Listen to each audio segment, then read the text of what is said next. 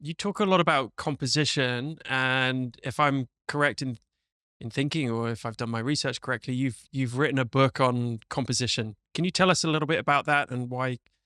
Maybe some tips from it that you can share with us. Well, yeah, I mean, I love talking about composition. I could talk about composition for minutes, hours, days, weeks, Let's do months, it. years, decades. I uh, I wrote an ebook years ago called Visual Flow: Mastering the Art of Composition, about photographic composition. Though it relies heavily on lessons learned from the great masters of painting from the Renaissance period forward. And now that ebook is part of a larger course that also has a video element. So it's now the Ultimate Photography Composition course available on my PhotoMaster site. And the long answer is that composition is very complicated, and it's not easy to learn. It takes a lifetime to master, or it's one of those things. There is no such thing as mastering composition. I've been teaching composition, thinking heavily about composition for a good portion of my career, and I feel like I'm still learning new ways of visually organizing the elements within my photographs. But to me, composition is really the most important thing. You know, the magic of the moment, light, mood, these are all just parts of the composition. And a composition is the way a photographer organizes all of these visual elements, all of these artistic components within the picture space. And you're trying to do it in a way that's going to be pleasing or compelling for the viewer. You're trying to connect with the viewer. You're trying to tell a story. All of this is done through the composition.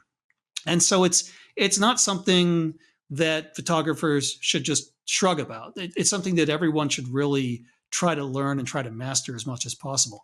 One thing I do emphasize is that there are no rules of composition. There are only tools at your disposal. And so there's a lot of rules that are out there that are offered by people, like the rule of thirds and things like that, that I actually think, you know, they might be useful when you're first beginning, but they're really just training wheels. You know, like you're not really riding a bike when you still have the training wheels on. You have to take the training wheels off before you're truly riding a bicycle. And I feel the same way about the so-called rules of composition. Um, and so some tips. So here I've just said that this is an incredibly complicated thing that takes a lifetime to learn. How do you boil that down into some useful tips? Oh, well, okay, so I'll talk about Well, give us one your tip. give us your favorite tip then. Let's put it that way. Okay, so one thing to think about. Well, okay, here's the most basic tip. Think about everything in terms of shapes.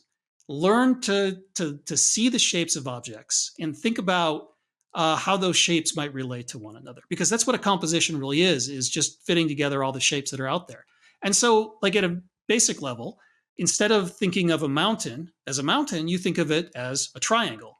You know, so instead of you know, a river as a river, you think of it as a line or a set of lines or curves that are leading in. So learning how to see the shapes that objects create, and then learning how to deconstruct everything around you to see the shapes that make up the parts of it, I think that's really critical to learning composition. And once you start thinking about all those shapes, then that's when you really start learning how composition works, because shapes are the building blocks of composition. So that's one tip.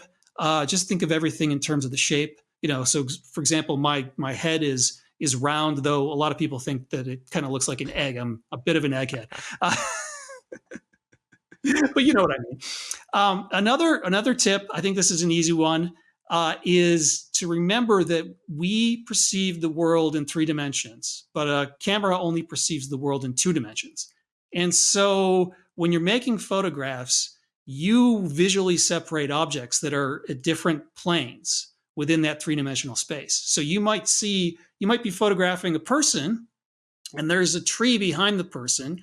You will see them as being separate. But when you make that photograph and you lose that third dimension, you lose depth, you squish the world down to 2 dimensions, suddenly it looks like the tree is growing out of a person's head.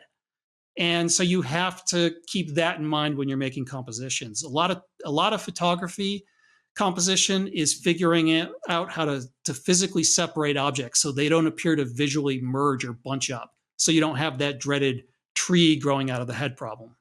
Avoiding How's that? distraction for the viewer, right? Yeah, Exactly. perfect.